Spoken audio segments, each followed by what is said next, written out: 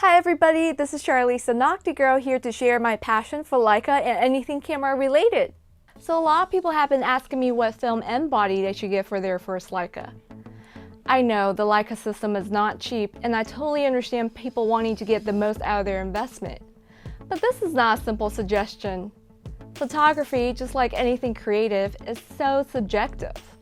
A lot of it depends on user preference, and that's how we're able to create so many wonderful and unique works of art. So today, instead of telling you what camera you should get, I'm going to provide a brief overview on most of the major film and bodies available so you can make an informed decision and choose one that works for how you create. First things first, let's start with a bit of history behind the Leica M system. The Leica M mount was first introduced back in 1954 at the legendary Photokina in Germany. The first camera of the M series, the Leica M3, had a new lens mount called the bayonet mount, which replaced its predecessor's M39 or screw mount. The bayonet mount allowed lenses to be swapped faster and apparently also made the fitting more secure. The M stands for Messerher.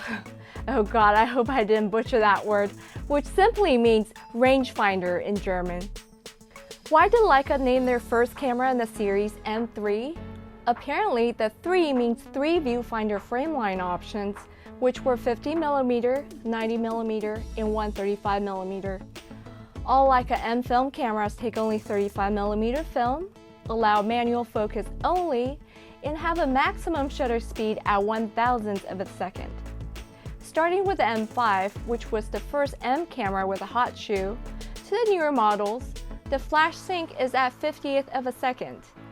With that said, let's take a look at all the major M film cameras and talk about their unique features. As mentioned previously, the M3 was first introduced in 1954 and was produced up to 1966. It is the iconic Leica M for being the first one with a bayonet mount. It's a fully mechanical camera with manual exposure, which means it has no light meter nor does it require a battery. It has an accessory cold shoe on the top of the camera with flash bulb and electronic flash sync ports on the back. You'll find 2 models of this camera, as the earlier model required 2 strokes of the film advance lever, or so-called double stroke. Later models only required a single stroke of the film advance lever, which sped up the operation of the camera.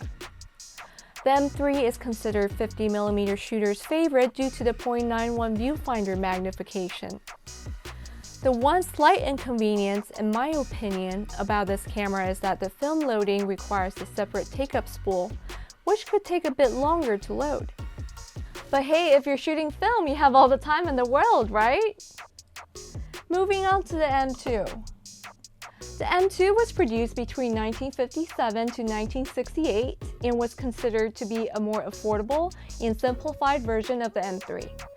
It is also a fully mechanical camera with no meter and requires no batteries. It has the accessory cold shoe with flash bulb and electronic flash sync ports on the back. Unlike the 0.91 viewfinder magnification on the M3, the M2 has a 0.72 magnification with frame lines for 35, 50, and 90mm lenses. All M2 are single stroke advance only with 2 inconveniences.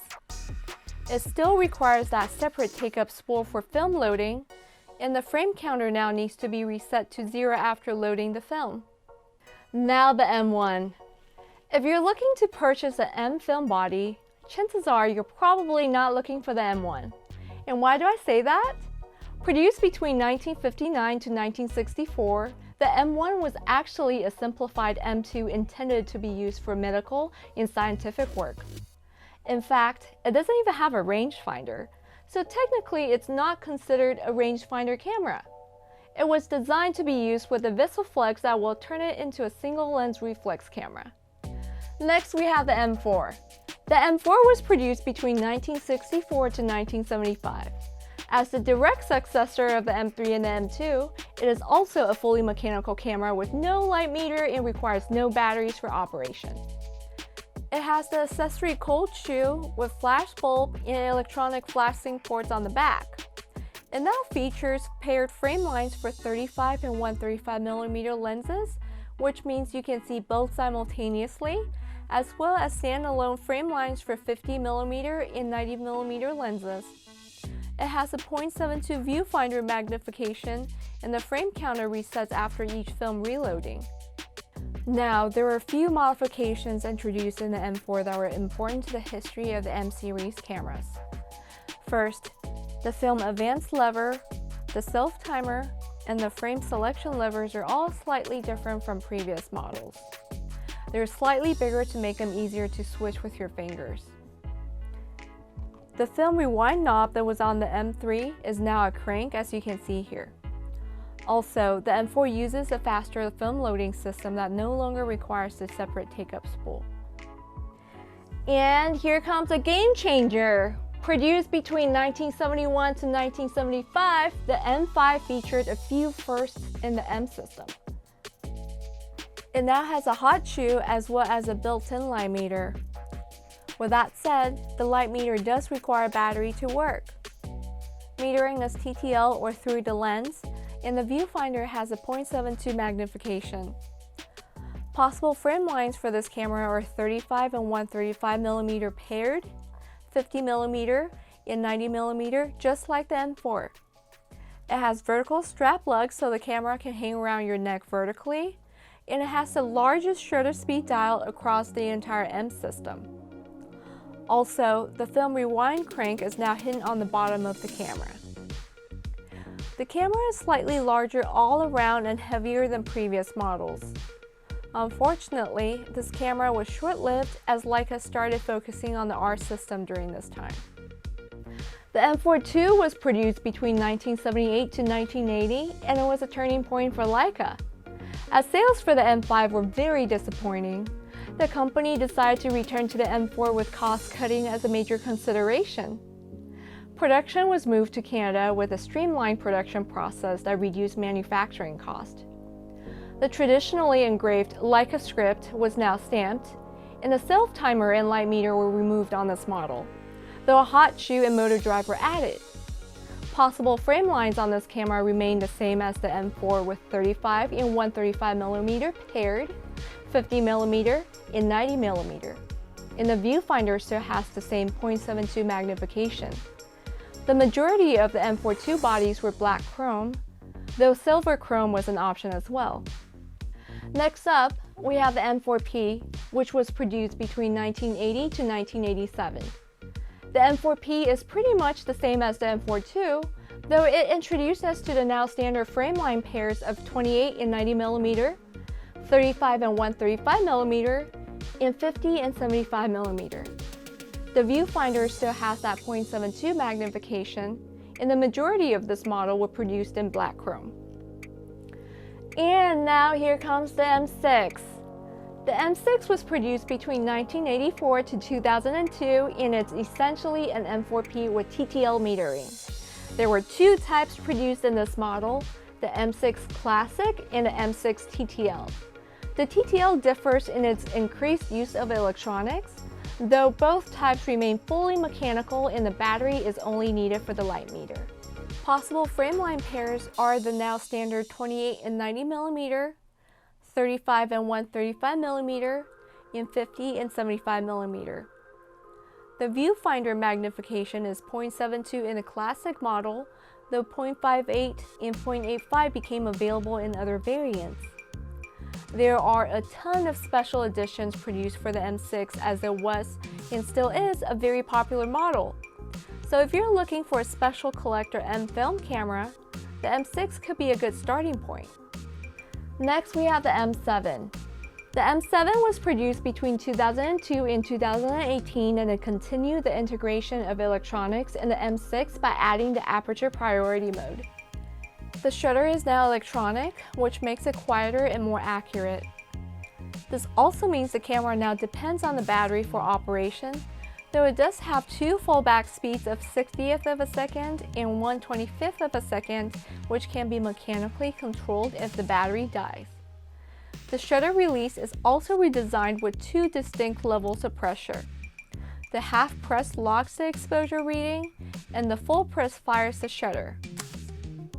Possible frame line pairs on this camera are the standard 28 and 90mm, 35 and 135mm, and 50 and 75mm. This model also offers viewfinders with magnifications of 0.58, 0.72, and 0.85 with multi-coated optics to reduce flare. The M7 is also the first film Leica to support DX encoding and exposure compensation using the dial on the back of the camera. And now the MP. The MP, or as Leica calls it, mechanical perfection, was introduced in 2003 and it's still in production today. It is a fully mechanical camera like the M6 with retro design features from the M3. These include the middle film advance lever, the film rewind knob, and the frame selection lever. Possible frame line pairs on this camera are the standard 28 and 90mm, 35 and 135mm, and 50 and 75mm. Leica only makes this model with a 0.72 viewfinder magnification nowadays, though you could find some of them with 0.58 or 0.85 magnifications as well. And finally, last but not least, here we are with the M-A. Introduced in 2014, the M-A is identical to the MP but without exposure metering, a battery, or any electronics at all. It's Leica's first purely mechanical camera since the M4-P in 1980. Like the MP, the M-A also has retro design features from the M3, though the red dot has been deliberately omitted. When viewed from the side, the M-A is noticeably slimmer than its digital counterparts.